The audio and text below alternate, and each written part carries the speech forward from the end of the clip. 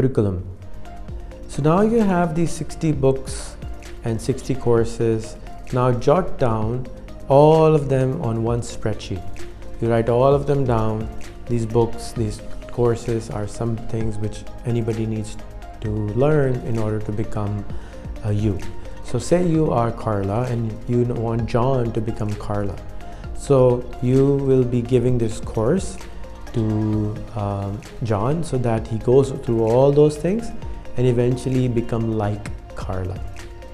So step number 1 is going to be the easiest of the list. So whatever you think is the easiest of the books, easiest of the course, the least resistance one. So just like a starter, like the soup you have, right? In your food, the soup is the easiest to digest. So what is the easiest information out of the 60 books which will be easiest to digest for anyone? Find that book, find that course, put that as step number 1, step number 2, step number 3.